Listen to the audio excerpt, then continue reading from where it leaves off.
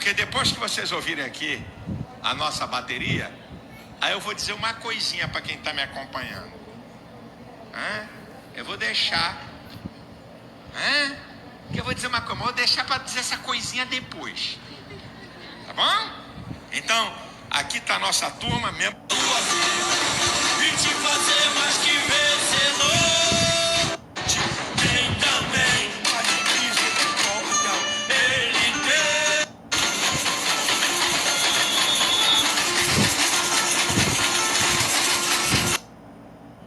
Pedi para parar, parou.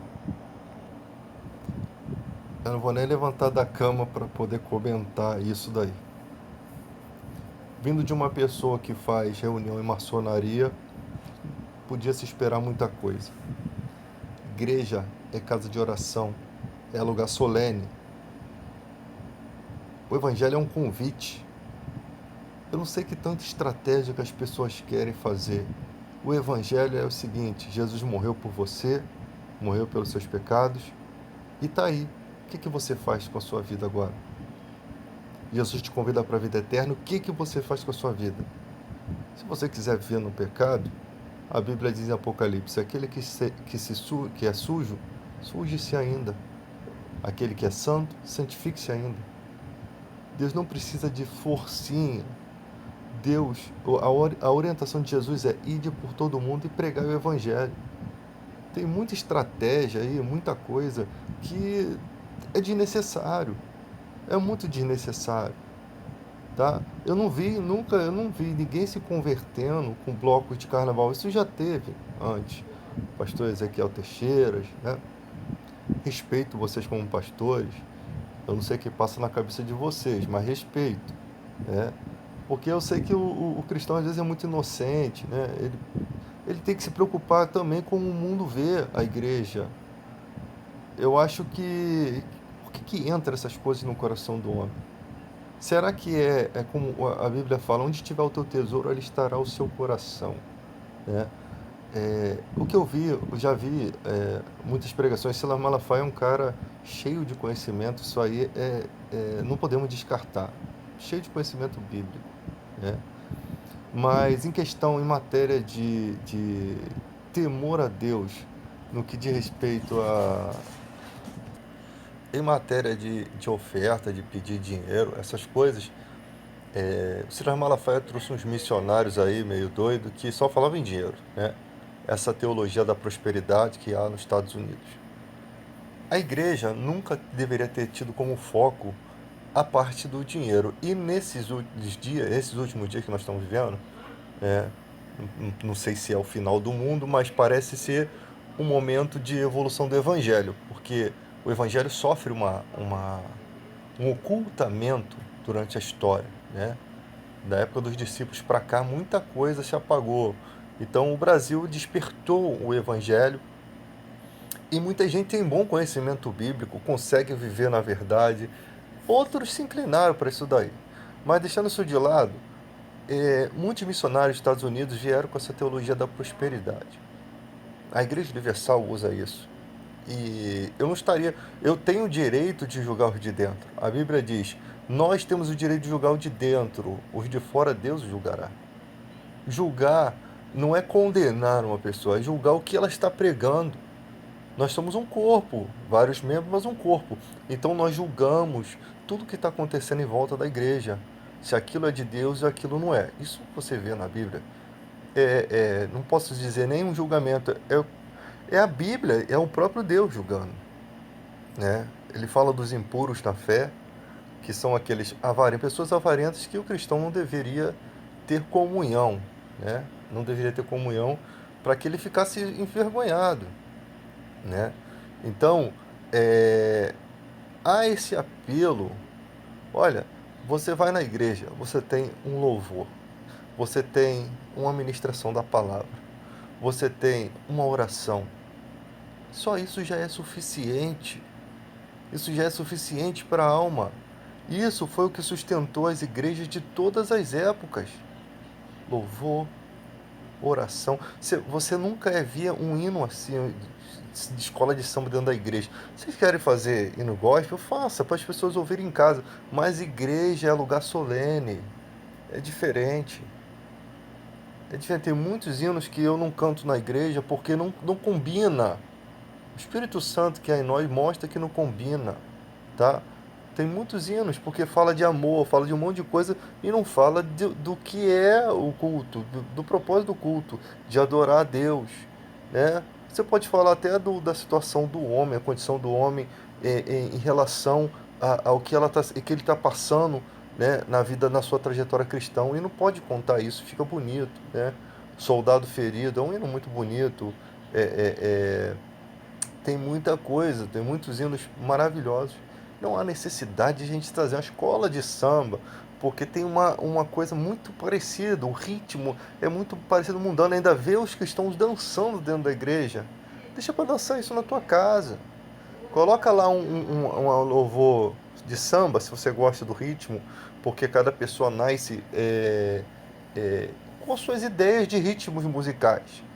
Não é problema o cara fazer uma música de samba usando uma letra de adoração. O problema é quando isso entra para dentro da igreja. Esse é o problema. Dentro da igreja é um local solene, é uma casa de oração que precisa ser respeitado. Eu já fui em muitos cultos e às vezes em igrejas os pastores querem aquecer, agitar as pessoas pularem. E às vezes a pessoa que não gosta disso não é respeitado, né? Eu acho que igreja é o lugar de você se assentar. Você, sabe, tem igreja que o cara fica em pé o culto todo. O cara vem do trabalho cansado, é obrigado a ficar em pé o culto todo, como se ele estivesse desrespeitando a Deus se ele ficar sentado. Não há desrespeito algum. Deus não se preocupa com nada disso, esforço humano nenhum.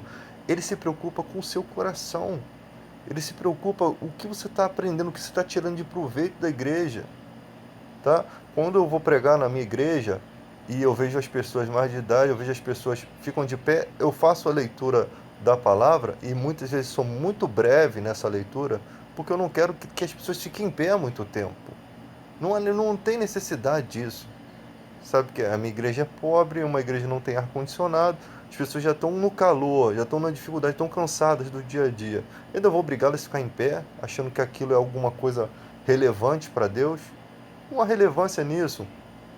Fiquem em pé em respeito à palavra de Deus. Se quiserem ficar sentados, também não será um desrespeito. É livre, é liberdade. Nós vivemos uma liberdade maravilhosa em Cristo, onde não há obrigação alguma. Não há igrejas como a Universal que colocam obrigações. Você vai na igreja, não é brincadeira não, você volta com os 200 envelopes de obrigações, né? Que você acredita que se você não fizer aquelas obrigações, pelo fato de você ter pego aqueles envelopes, você estaria fazendo algo contra Deus. É melhor que não vote do que vote e não cumpra o seu voto. Essas questões você tem que levar para a área de teologia, porque votos naquela época é totalmente diferente, né? Até a palavra de um com o outro era uma coisa que a pessoa deveria honrar. Então as pessoas, eles sabem que as pessoas não têm esse conhecimento e ficam obrigando, usando o texto de Malaquias. Se você não der o dízimo, você está roubando a Deus. E isso já foi desmascarado. Isso você não está roubando a Deus. Deus não quer nada que não seja feito por amor. Quando que esses pastores vão aprender isso, gente? Quando que vai se levantar uma geração que respeita a palavra de Deus? Quando se levantar essa geração que cala esses falsos profetas, sabe o que vai acontecer? Não vai acontecer carnaval dentro da igreja. Não vai haver necessidade de você ter uma estratégia. Sabe qual é a maior estratégia do evangelho? A santidade. Jesus mesmo disse: se vocês amarem uns aos outros, todos saberão que sois meus discípulos. Então por que a igreja do Silas, por que a igreja universal não começam, e essas outras igrejas demais, maiores, não começam a fazer casa para o povo, não começam a ajudar a sociedade, não começam a usar suas riquezas em prol da sociedade? Isso é evangelismo. Isso é evangelismo. O cara está na encosta do morro, você vai lá e vamos lá fazer o tijolo, cimento cidadão, vamos fazer um mutirão. Eu tenho certeza absoluta do que eu estou falando. Tem um monte de crente esperando a revelação dos filhos de Deus. Tem um monte de crente esperando essa manifestação dos filhos de Deus. que olha para a situação do homem e não espera do governo, que olha, sabe, mas não é, sabe, não é aquela ajuda miserável que vocês, ó, sinceramente, eu sou muito, eu acho até muito legal as pessoas levarem sopa para os mendigos, mas isso não muda o resultado. Isso não muda. Você vai passar a vida toda dando sopa para o mendigo. Isso é bacana. Eu sei que eles precisam ser cuidados. Eu sei que tem muitos ali que têm problemas mentais, né? Às vezes a pessoa olha ali, olha exatamente assim. A pessoa vê um mendigo lá e geralmente o mendigo mete a mão dentro das calças assim, né? E coça as suas partes íntimas. Ele não tem noção do que está acontecendo. Muitas vezes o cara tem problema mental e as pessoas, esse cara é assim, assim, assim.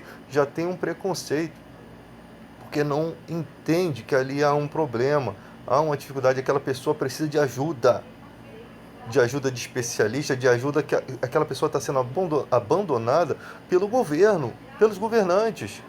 Ela está por conta de si só, por sua conta própria. Então, o que a igreja tem feito de concreto? De concreto. Uma sopa vai matar a fome da pessoa, é bom, mas é temporário. Não há nada concreto. A igreja nem se estruturou para assalariar, sinceramente, para dar salário aos seus obreiros, aos seus líderes, para que eles possam viver para a obra. Tem pastor que quer receber salário da igreja e ainda trabalha na sua empresa. Por que ele não abre mão desse salário para um cara que está ali fazendo a obra, que não tem um salário, que quer viver da obra? É muito importante que você tenha uma pessoa 24 horas por dia que possa ir na tua casa, possa orar. 24 horas por dia eu não digo tudo isso, mas que esteja disponível para fazer uma oração, para poder chegar numa pessoa que está querendo se suicidar e dar aquela palavra e cantar aquele louvor e mudar a situação. Isso é uma coisa muito importante, que a igreja parece que não dá importância porque não acredita no poder da pregação, não acredita no poder, tá? Tem muita gente no trabalhar indignada, que vai chegar no trabalho, vai cometer um crime. Tem muita gente que está todo dia frustrado, o mal oprimindo, sabe? E não tem uma pessoa para dar um abraço, para conversar, para trazer um refrigério. É por isso que acontece tantas desgraças, entendeu? Somos a luz do mundo e o sal da terra. Agora, esse povo de carnaval, eu não sei o que você quer, Cida Malafaia. Você quer ser um carnavalesco? Sabe, eu não entendo, não dá para compreender as suas ações, não dá para compreender. Você não consegue parar, respirar e ver o que você está fazendo. Você não consegue entender. Não estou falando que isso é completamente errado, mas ali no momento, dentro da igreja, ver as pessoas sambando, me dá uma repulsa. Sabe? Não é com essa alegria que a gente tem que se alegrar. Eu sei que você é livre, as pessoas são livres para dançar, se elas querem fazer aula de dança, façam, desde que não haja maldade em seus corações, mas dentro da igreja é um lugar santo, é um lugar solene. Pelo menos essa é a minha visão, tá? Se vocês têm uma visão diferente, como Paulo diz, que pense diferente, Deus esclarecerá, né? A gente vai ver o futuro disso daí. Eu só acho que o que convence as pessoas é mais as nossas atitudes com o próximo, né? É mais a pregação da palavra realmente de pessoas que realmente levam a sério o amor. Isso tem eficácia. Vocês estão duvidando do poder que há na palavra, do poder transformador da palavra, tá? É estranho precisar de uma ajudinha. Deus não precisa de empurrão. Deus não precisa de nenhuma ajudinha. Jesus falou assim, ninguém vem a mim se o Pai não o trouxer. Não é gente que leva, não. Nossa missão é pregar a palavra. É pregar o Evangelho. Tá? Você imagina se os cristãos da época de Paulo lá ficassem imitando os eventos lá do Coliseu. É? Então, cara, eu acho assim... primeiro, como a sociedade que não é cristã vê isso? Como sexy shopping evangélico. Nós estamos muito moderninhos. Quer dizer, o homem já não se conforma em ter como se Deus fosse imperfeito, fez o sexo faltando algumas coisas, principalmente coisas de plástico e de borracha, sabe? Cara, é sem noção, é muito sem noção isso, tá? Mas tem gente que acha que precisa disso. Para mim é uma tentativa do pecado, para mim é uma tentativa de não fugir mais da aparência do mal, entende? Mas é entre o casal, beleza. Vocês fazem o que vocês quiserem. Eu não acho necessidade disso. Não vejo necessidade, mas as pessoas veem, sabe? Eu não sei, tem crente que bota filme pornográfico pra ver com sua esposa e acha isso certo. É ridículo.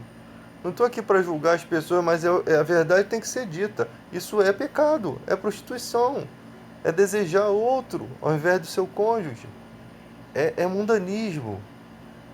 Então vamos falar a realidade, vamos conversar sobre a realidade do Evangelho. O Evangelho, né? Estou falando igual aquela mulher do Top Term agora.